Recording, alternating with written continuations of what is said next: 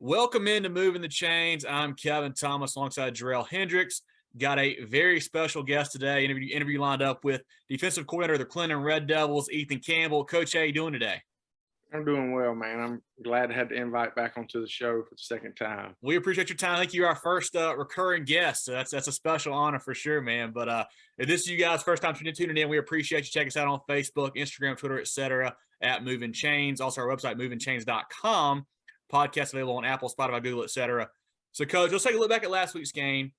49-19 win over Chapman to move to 5-0 in the year. And there's a little bit of extra juice in this game after the way that last year's kind of went. Some controversy there. How did you guys perform, and how did it kind of feel to get a little bit of maybe revenge against the Panthers? It's funny you say revenge because that's what we were calling it all week. We were calling it Revenge Week. And Coach Fountain did a really good job of keeping the guys dialed in because everybody knew how big of a game it was for us. Even though they're not in our region anymore, we feel like they took something from us last year. And we ended up having to be a number 2 seed and go on the road and playoffs. And we much would have rather been on the one seed. So it really wasn't that difficult keeping the kids locked in because we had a lot of juniors on that team. So a lot of people that are playing this year remember how it felt last year when we lost that close one to them. So everybody's pretty dialed in. All right, Coach. So you're leading the defense there. You guys have been pretty stingy this year. For the listeners who didn't catch our first interview last year, just tuning into the Red Devils this year, what kind of schemes do you like to run over there on that side of the ball? We've changed just a tad bit from last year. Last year we were 3-4, and we played a lot with a reduction guy, just a walk-up guy, and it's kind of the same thing, but we're basing it more out of a 4-2 this year. That walk-up guy is more of a true defensive end. It's actually his name. The starter's name is Nazi Bird, great guy, one of the best kids in the building, and he's really taking that role. He's a smart kid. It takes a smart player to play that position because of the alignment changes more for him than probably anybody on the defense. But so if you had to nail it down and pigeonhole us, I'd say it's a 4-2-5. But with it being, we can draw that strong safety into the box and make it look more like a true 4-3. But that's pretty much what we're basing out of. Well, so far on the year, you guys are only giving up 20 points a game on defense, averaging about 48 on offense. Who are some of the key guys on both sides of the ball that are really helping you guys get off to this great start? Defensively, we have Bryson James, who everybody in Clinton knows the name right now, and he's a running back, outside linebacker for us. Really plays that outside linebacker position, very violent. The 2 Copeland boys, which are the twins, Justin and Austin, they're playing our safety position. And their little brother, who is a sophomore, is starting at Sam linebacker for us. So we got 3 of the Copelands on defense. And I'm going to really end up naming all of them. Do it. Our 2 inside interior guys are really, in my opinion, probably what makes us click because they're just big, strong guys. And I don't want to jinx it, but they just don't get pushed around too much. Any defense runs better when you've got 2 guys in the middle that can hold their own. It can keep them off of the linebackers. Brett Young plays our bone, which is our wheel linebacker, and he's a very, very cerebral player, always in position. And he had some pretty big hits last week just because he's so smart and he gets after the football. And what makes us click is that all 11, even when we get into our 2s, and that's the Clinton mentality, it's just physical football. Austin Copeland, who plays quarterback for us, turns around and plays safety, and he had one of the hardest hits I've seen in a high school football game in a long time last week with a guy trying to catch a post pattern across the middle. I mean, it was clean as it could be, and stuff like that sparks the next one.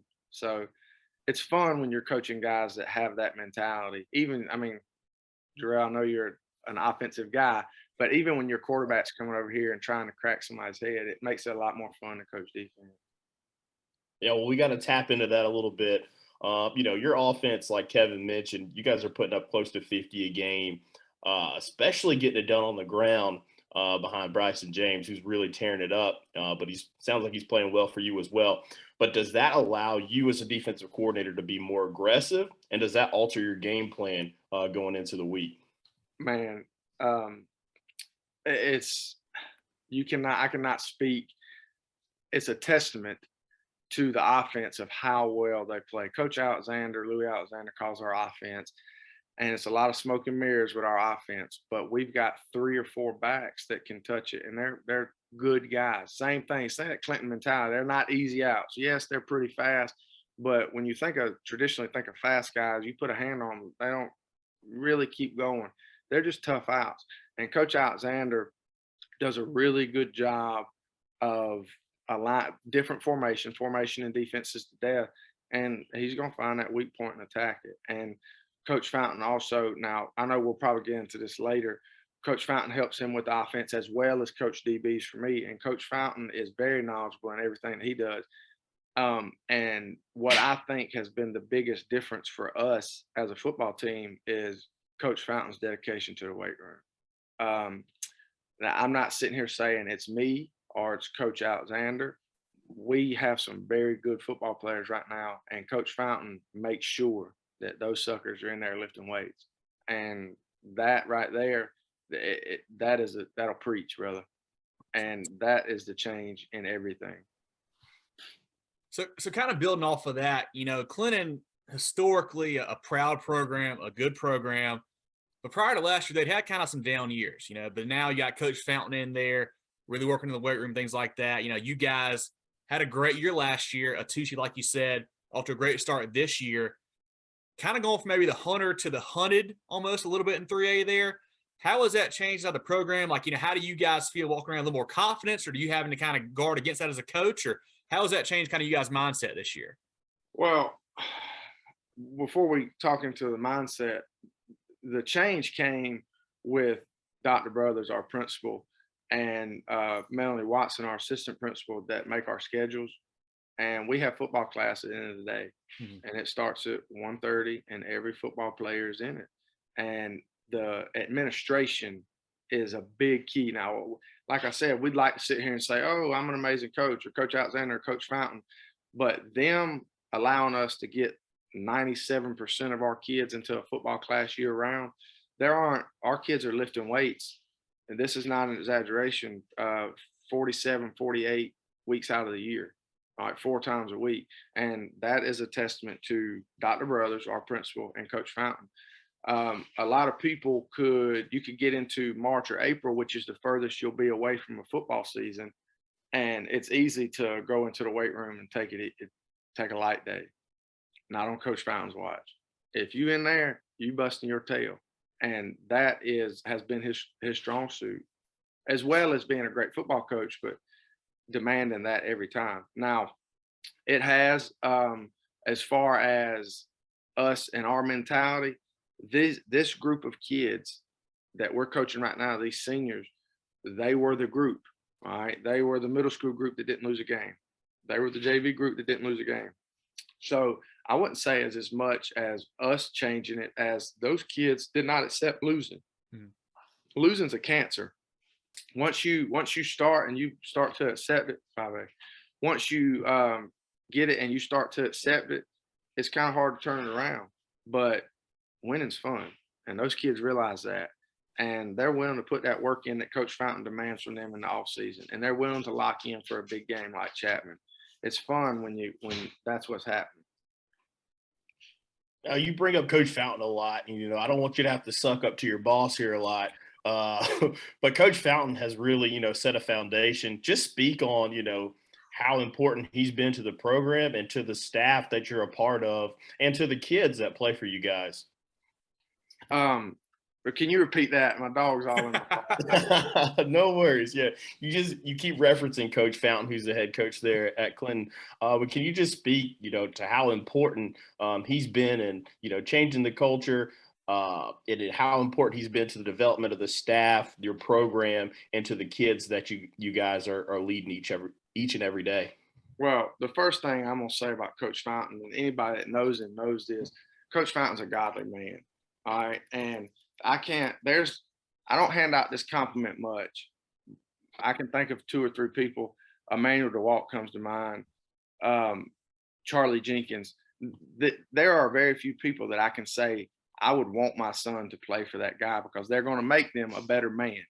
And that's probably another of Coach Fountain's strong suits is he's a godly man, and he's going, and as well as me, and he's going to expect you to do the right thing all the time, and he's going to hold you accountable, and just making whatever he preaches, he practices. And there's a lot of people in the coaching world that can say, do this, but in their own personal life, they're not. And he leads by example in every aspect. And not just him, we have other coaches on our staff that do the same thing. We have a pretty good staff. We all get along very well. And I like to think that we are trying our best to win football games, but also mold men. Because, guys, there's a percentage, I can't name it, but it's like 2% go on and play college sports or whatever. So that means 98% of these guys, football's done after their senior year. But the lessons they learn from football or basketball, or wrestling or baseball, that's what they carry throughout life. And Coach Fountain, as well as Coach Alexander, do a really good job of holding these kids accountable and teaching them what it's like to make that payment, which is a saying that we've been using some this year. We say make the payment, and people think about make the payment. One day you're going to have bills due. One day you're going to have to take care of a child, and you've got to make that payment, and you've got to invest in them to make that. So we have been using that in football terms as we want to win on Friday night. But if you don't make the payment Monday through Thursday, you're not going to be able to withdraw on Friday. So we've been saying make the payment. And Coach Fountain does a really good job of preaching that. I got to jump in here, Kev, real quick. Going back to that, because you're speaking about, some kids going to college, using football, to further their education. We got some information that your two stars in Bryson James and Jyshawn Copeland picked up some scholarship offers from Limestone. Is that correct? That is.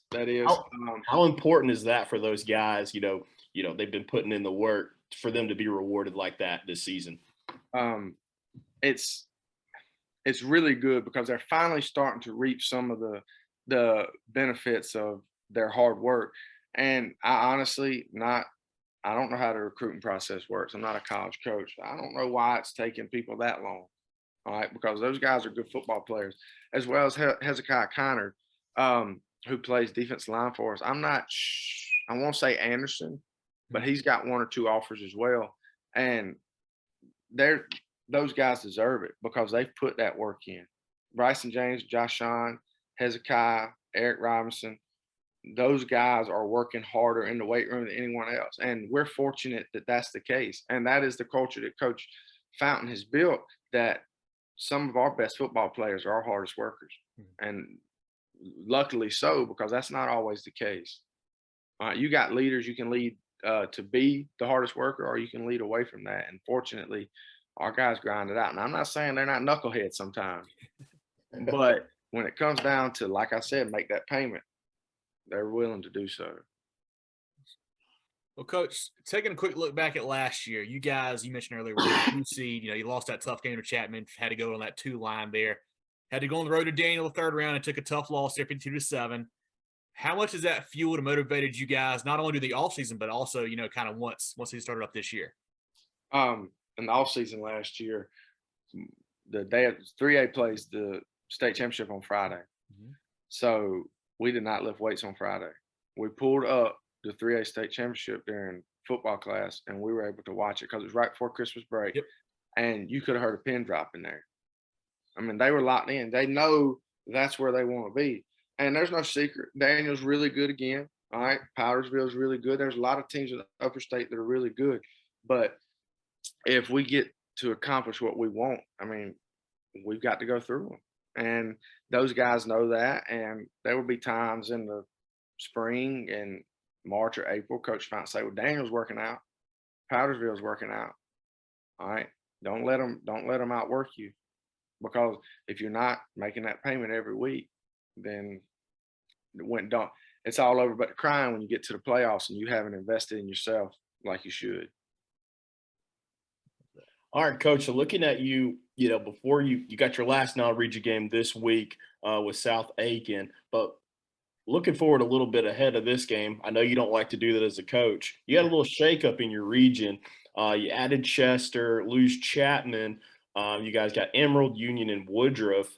How have these non-region games so far prepared you for that region slate in Region 4 3A? We've seen a lot of tight end sets, and Union plays with a tight end a lot. Emerald, I believe, is still in some kind of a wing offense like we are. Woodruff plays with a tight end a lot. We've been very fortunate to see those sets in the preseason. Even when I was back at Mid Carolina, those are all teams that I coached against. The curveball is Chester. I've never coached against Chester Cyclones, and traditionally they're good. Mm-hmm. So I'm curious to see what they look like on film when that time comes. But everyone else, it's kind of status quo. All of these teams are familiar with one another. Clinton and Union have been playing for years. Mm-hmm. Clinton and Emerald, I mean, they've been playing for the past 10 years. Clinton and Woodruff have been playing since the 60s. So it's a little familiar that we're able to familiarize ourselves with them. Okay. So the one that is new, like I said, is Chester. So we'll see how that goes when we get to them. Well, so looking at this week, Jerel mentioned you guys are at home playing at South Aiken, your last non-region game. The Thoroughbreds are only 1-4. We were talking off air, we've talked about them all year. They have some very explosive playmakers on offense with the quarterback and running back especially. What's it going to take to get a win this Friday night at home? We've got to contain, number one, the quarterback. I told y'all while we were off air, they're probably the best one-win football team I've ever seen. They're very good up front. Their offensive line is big, and they get after it. Whoever their offensive line coach is, he probably should be getting paid more money because they do a really good job. And number one is explosive. I think he's averaging 12 yards a carry. Okay, so we've got our work cut out for us. And as I said, one win, but their losses, they got 3 losses to 5A schools, and they've got a loss to a very, very good 3A Gilbert. Mm-hmm. So me personally, I've been reminding our guys that don't get caught up in looking at records, because that's how you get beat. Mm-hmm. There aren't many teams in 3A that I think South Aiken could go any given Friday and test them, because they're a good football team. And I think they'll make some noise when they get into their region. They just they were victim of a very tough non-region schedule. Yeah, the Thoroughbreds, they got some dynamic playmakers there, and Terrence Smith, the quarterback that you mentioned, and Javon Edwards. Javon Edwards is actually one of our players of the week. So that's definitely going to be a tough test. But before we get into the easy stuff, we're going to leave you on the hot seat for one more. We're at the halfway point of the season. How far do you think this team can go? Jerel, I think that if we continue to stay dialed in, now playoff football is playoff football. For sure. You got to have your breaks, and that's anywhere. But we would like to obviously go to the region, make a run in the playoffs, and hopefully play for a state championship. And I think we're capable of it.